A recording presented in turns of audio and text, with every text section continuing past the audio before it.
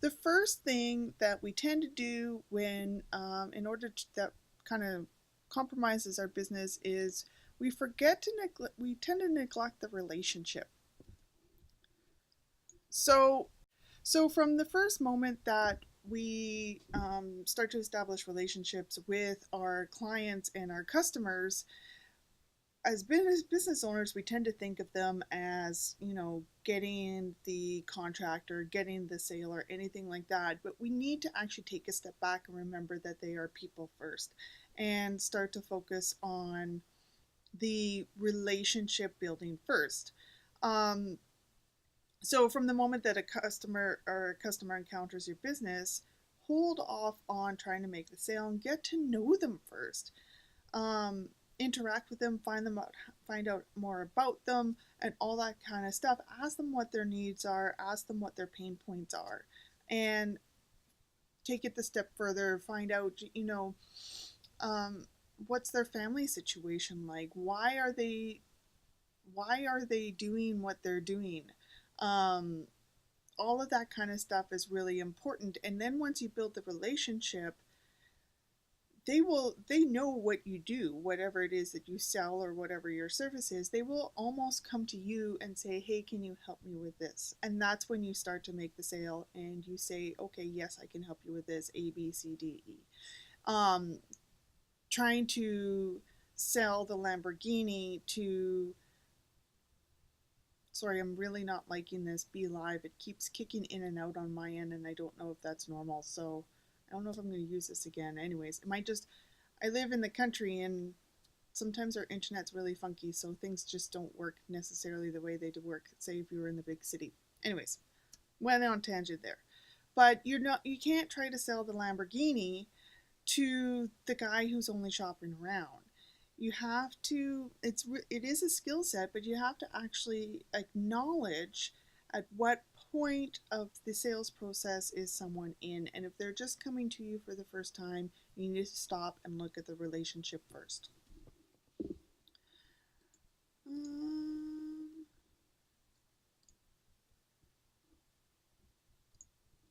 oh, maybe I need to do that. Number two, so I was hitting the wrong buttons. Number two, assuming you know what the customer wants. This kind of relates to number one in the sense that you can create your customer avatar, but that doesn't mean that you know that what Sally wants. It just means generally, what women in the ages between 35 and 40 who are looking for organic products, what they want. But it doesn't mean you know what Sally wants. You have to take a step back and actually start to ask questions. That's where it is. Hi, how are you? How are you feeling? What brought you here today? Those kinds of things, and start to get to learn them, learn who they are. Start to learn who they are in order to figure out what they want. You're going to have a general idea because you know your customer avatar, but that doesn't mean you know what Sally wants. It doesn't mean you know what Barb wants. It doesn't mean you know what Danielle wants, right? All of that is really, really important. Um, so the comment I made to myself was, when you assume, you make an ass out of you and me, right? And it's really, really easy to make assumptions when you're in an online business because you're not actually seeing the face to face. So sometimes you need to actually do that, is go out and reach the face to face. And you can do that online, right? We have the power of video, but actually, start to communicate. If you're on Facebook, bring them into a private message and start to actually ask them what their pain points are and their needs are. And then from there, you can start to customize a solution for that. Da, da, da, da. Number three is being impatient. And we're all guilty of this, myself included, especially when it comes to making money and bringing in an income, because we have bills to pay, we have roofs over our head, we got food to put on the table, and we tend to get impatient. It's really hard to sometimes take a step back and have a lot of faith in the universe and in the process that everything will be taken care of. So a lot of being patient is mindset. You have to have the mindset in order to actually build the business, because you have to have a lot of faith that everything will be okay. Just give me a minute here.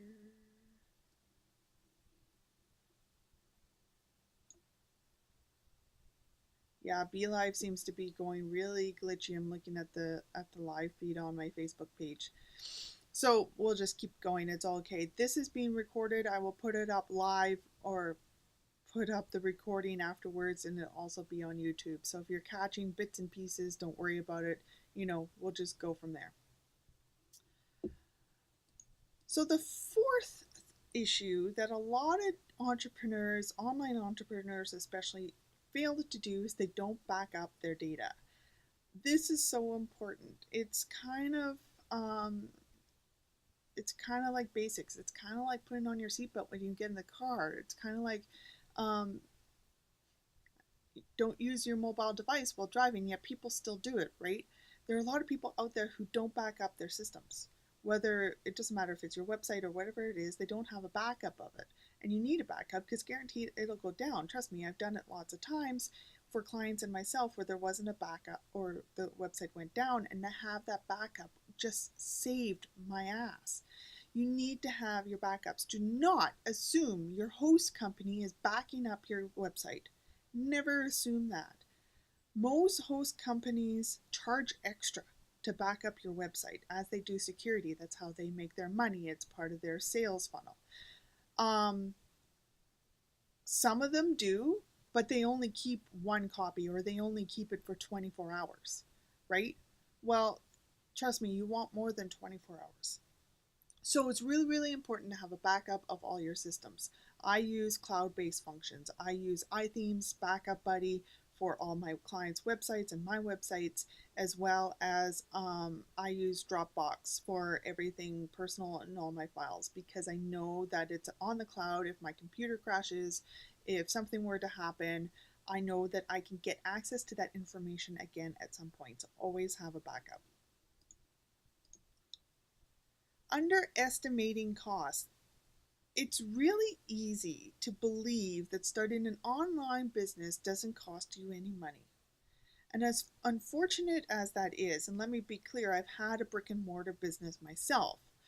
Um, Starting an online business is significantly cheaper than building a physical brick and mortar business, like $1,000 versus 40. But it still costs money. Don't underestimate what you need in order to start online. There are ways to make it cheaper. I have I have one course already that's called How to Build a Business on a Budget, and we go into the details of how to build an online business on a budget. You could do it for as little as $100, but in general, I would say 500 to 1,000. It depends on what kind of website you go for, really, at the end of it. But you can start really, really cheap, but don't underestimate your costs. If you're creating a budget sheet of all the things you think you need, double it. Best case scenario, you come in under your budget, but you would hate to come in over your budget and then you're having to dig into your savings or anything else. So don't underestimate your costs. Number six, the number six thing that people tend to do, especially new entrepreneurs when they're just starting out, is that they don't ask for help. They fail to acknowledge that it's okay to ask for help. You're not a failure. You're not a loser. Rome wasn't built in a day is the term that comes to mind, but you know what? It also wasn't built alone. One guy didn't build Rome. One guy didn't build the Colosseum, right? It takes a community and it's okay to reach out. For example, I have people in my group and in my community who reach out to me all the time to ask for usually Facebook ads or whatever it is, and I help them and I don't charge them for that. If you are needing help and it's just a couple questions and I can respond really quickly by messenger, I have no problem doing that for free. But you got to ask for the help, and of course, don't take advantage of people, but understand that almost everybody is happy to help you. They're happy to teach you their tools, they're happy to answer your questions. Whether or not there is a payment involved in order to get that information will be debatable, but ask for help and know you do not need to be a marketer. a web designer, a graphic designer, a copywriter. You don't need to wear all those hats, right? Ask for help. Something that I know a lot of people have troubles with is addressing negative feedback, especially online. It doesn't take much for anybody to go on and leave a negative review on your Facebook page, right? Um, it's going to happen. Not everybody is going to agree with you. 7 billion people, or even just the 1 to 2 billion people on Facebook, are not going to all agree with you. Accept that you're going to get negative feedback at some point and you need to address it, because failing to address it is actually going to make the situation worse. This is kind of social media marketing 101. You've got to address it. Now, there are very effective and professional ways to address negative feedback. Usually always at least acknowledge how they feel. You don't have to agree with it, but acknowledge how they feel. And but at least provide some sort of comment, especially on social media, because there are a lot of people, and I would say it's a 1 to 10 ratio. There's one, you might only see one comment, but there's 10 people watching, right? So you got to always think about the people watching and reading those reviews that you don't know about.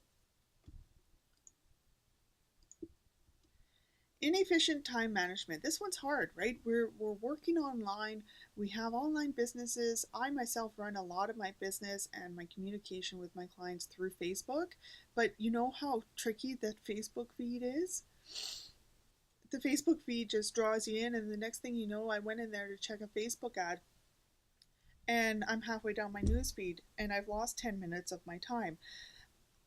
I'm guilty of this, and I know we all are, is inefficient time management. So if you're having a hard time knowing, where's all your time going, just get a pen and paper, start writing down every 10-minute blocks of your day of where is your time going and what were you doing, and it'll be create an awareness of what you're doing to spend your time. Um, and there are lots of time management tools out there, but essentially just be aware of what you're doing. Negativity. This one's hard. Um, Not only is there a lot of negativity out there in, the general universe, but the hard thing about negativity is actually our friends and family. They have a hard time understanding and trusting. They have a hard time understanding and trusting that you can actually make money online. It seems like get rich quick schemes, pyramid schemes, whatever it may be, and they will project their own fears onto you in the form of negativity. When it comes to myself and my husband is very supportive and proactive in my business ventures, which I'm very grateful for. But we have to have a lot of communication between us in order to um, keep our marriage in a happy place. So, friends and family outside of my home, I can ignore, but the relationship with my husband, of course, is my number one, and it's inside my home. And so, the key for dealing with the negativity is usually a lot of communication, explaining to them exactly what you're doing. Why are you doing this? Where did you get that idea from? And then as they start to understand the who's and what's and whys, they will start to come on board. Neglecting your life balance. This is huge. When we tend to work online and we're working from home, there is no physical barrier preventing us from working all the time. We have our smartphones in our hands, our laptop is right next to us, the TV is going, the kids are playing, whatever it may be. And it's really hard to establish boundaries. And most entrepreneurs, online entrepreneurs, at some point burn out because they don't establish the boundaries from the beginning. So what I do is I have a schedule. Like I have a content schedule where I release um, 2 webinars or Facebook Lives a month. I do 2 interviews a month. I'm releasing a new course a month. But it's actually manageable within that month. And then when I'm done, I'm done. I can go watch TV, I can go spend time with my son, I can take him to the water park or whatever it may be. I've established the schedule which permits me to have the boundaries. And then of course the key is to honor yourself and actually stick to them. So when you're done, you're done. You actually need to walk away from the media devices and go do something else and connect with the real world around you. But it does take some boundaries. So, those are the 10 things. I don't know how many of these. I can only show one at a time. Okay, so those are the 10 things that most online entrepreneurs do that can actually destroy their business. Now, there's actually a 100 tips ebook that I have for running a successful online business. And if you want that, comment. It's actually not showing the comment. Just comment in the below that you want the ebook and I will send the PDF to you. It's 100% free. So, thank you for those of you who have watched. I am not 100% happy with BeLive. I find it's very glitchy. I think I'm going to go back to OBS, but there is just, you don't know until you try, right? So, thank you for watching and listening, and be sure to like the Facebook page so that you get future recordings and future education sessions with me. And I got some good things coming down the funnel within the next 7 days. So by June 12th of 2017, if you're watching this later on, there will be, check my social media, you'll see what's going on. So thank you everyone for watching. Have yourself a wonderful day. Over here it is a beautiful 17 degrees Celsius and sunny, and I'm pretty sure I'm going to go sit out on the deck at some point with a book. So have yourself a wonderful day, and we will see you next time. Bye.